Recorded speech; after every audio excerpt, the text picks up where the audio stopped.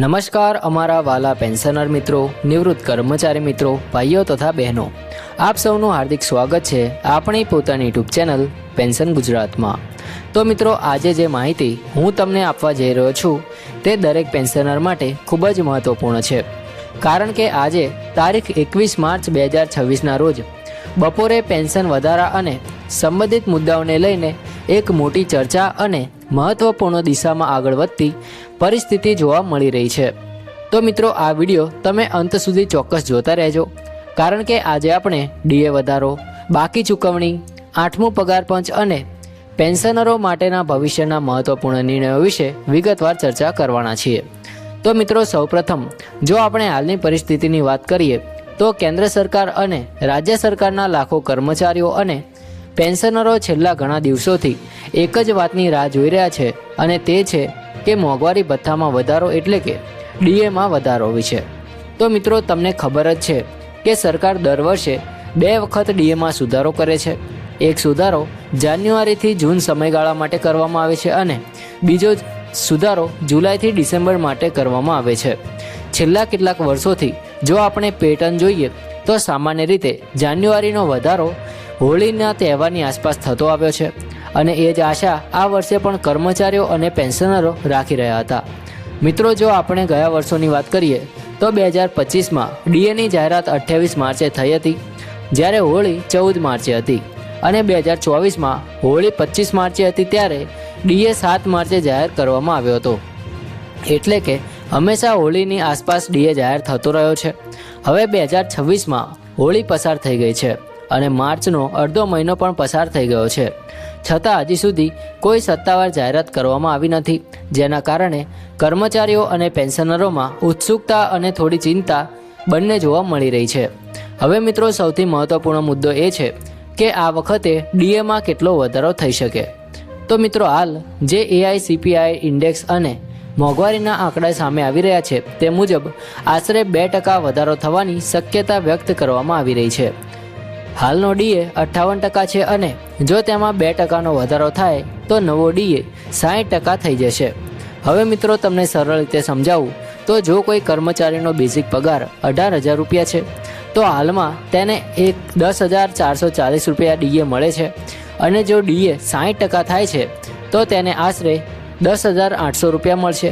એટલે કે દર મહિને લગભગ 360 રૂપિયાનો વધારો જોવા મળશે। આ જ રીતે પેન્શનરો માટે પણ સીધો લાભ મળશે।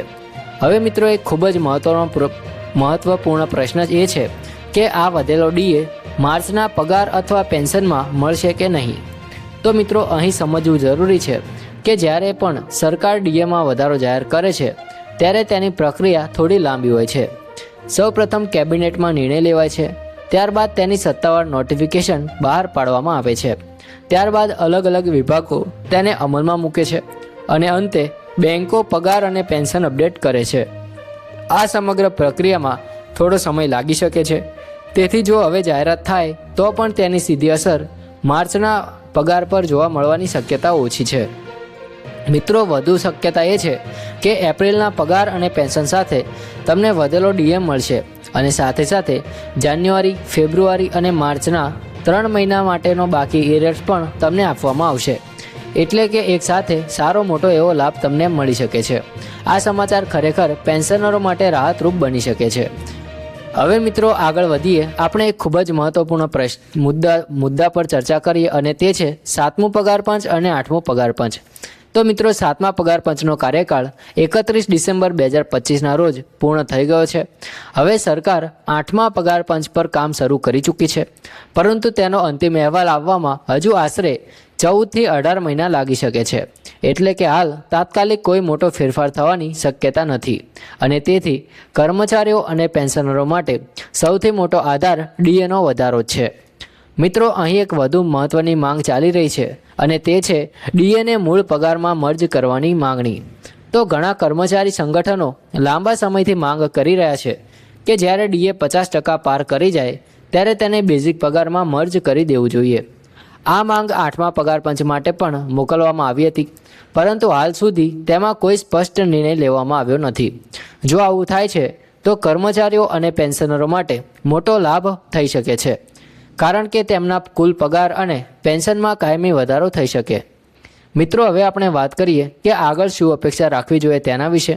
તો હાલની પરિસ્થિતિ અને ગયા વર્ષોના ટ્રેન્ડને જોતા એવું લાગી રહ્યું છે કે ટૂંક સમયમાં સરકાર ડીએમાં વધારો જાહેર કરી શકે છે। ભલે થોડી મોડાશ થઈ હોય, પરંતુ જાહેરાત થવાની સંપૂર્ણ શક્યતા છે અને જો 2% વધારો થાય તો તેનો સીધો લાભ લાખો કર્મચારીઓ અને પેન્શનરોને મળશે। મિત્રો, આ તમામ માહિતીમાંથી એક વાત સ્પષ્ટ થાય છે કે ભલે થોડો સમય લાગી રહ્યો છે, પરંતુ સરકાર તરફથી સકારાત્મક સમાચાર આવવાની શક્યતા ઘણી વધારે છે। ખાસ કરીને એપ્રિલ મહિનો પેન્શનરો માટે મહત્વનો બની શકે છે, કારણ કે તે સમયે વધેલો ડીએ અને બાકી ચૂકવણી બંને મળી શકે છે।